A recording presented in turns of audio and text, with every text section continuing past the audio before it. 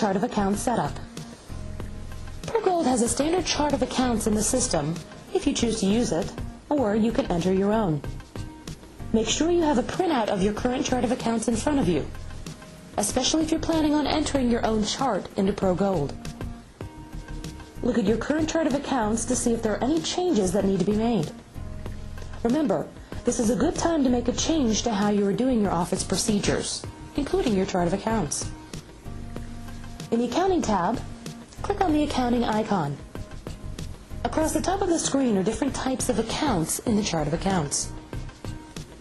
Each account has a description and a number.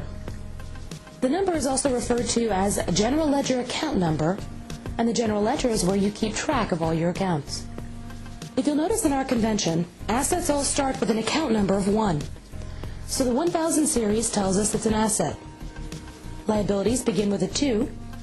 Equity starts with a 3. Revenue begins with a 4. COGS, which is nothing more than a special case of certain kinds of expenses unique to real estate. Main cost drivers like agent commission expense, referral expense, franchise, and national advertising fees will all begin with a 5, and expenses will start with a 6. You can use whatever numbering scheme you wish, but being consistent with the numbering is highly recommended. Under each tab is a list of accounts that are organized into groups. For example, on the Assets tab, there's an A group, a B group, and a C group.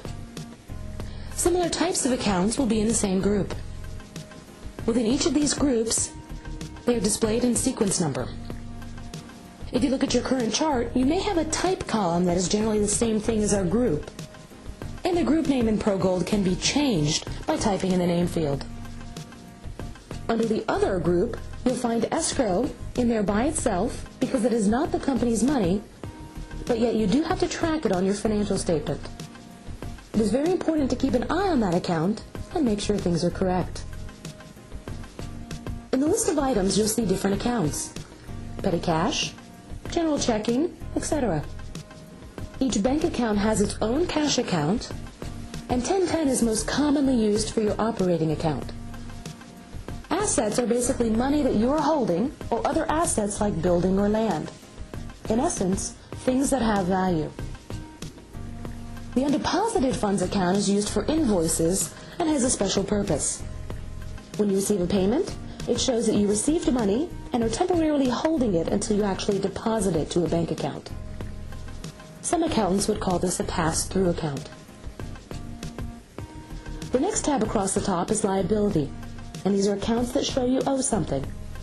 The first one listed is Accounts Payable, which is used when paying bills. You will also see there are some payroll-type liabilities in here as well.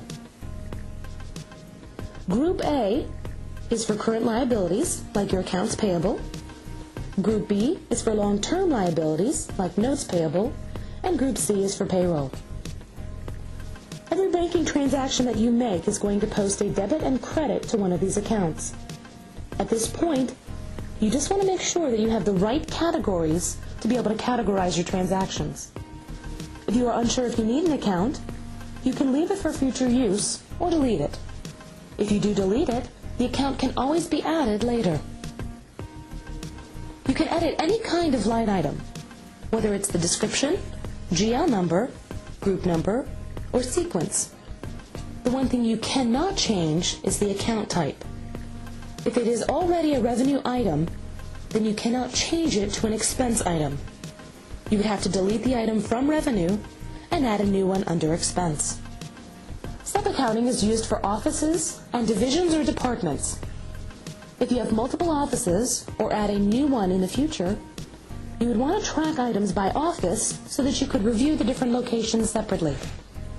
In that case, the sub-accounting would be geared to handle just the offices. To create the sub-accounts that will be used, click on the Define Sub-Accounts button in the Chart of Accounts screen and create the different sub-account categories that you will use. In the box for sub-account, enter 01. Tab over and enter a sub-account description. If we were setting up offices, for example, we might enter Main Office. In the next line, put 02 and click over to the description and enter Office 2, for example. There can be up to 99 items in sub-accounting. Once that is completed, double-click on the account where you want the sub-account to appear. In the bottom left corner of the screen, click on the button Insert Sub-Accounts 1. By clicking on it, we're going to add the sub-account to the main account by using this form. Select which accounts will be added to the main account by checking on the box next to them, and click Create Accounts at the bottom of the screen. Only add those sub-accounts that will be used within this main account. If you look at the screen, you will see the sub-accounts created. They are identical to the main accounts that were previously there, but they have a sub-account attached.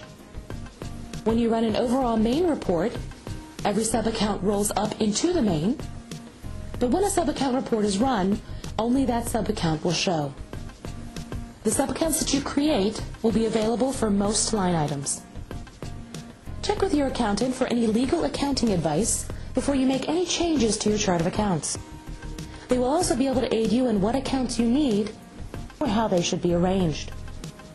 Before moving on to the next topic, finish setting up the default seller progress report, financial periods, and chart of accounts.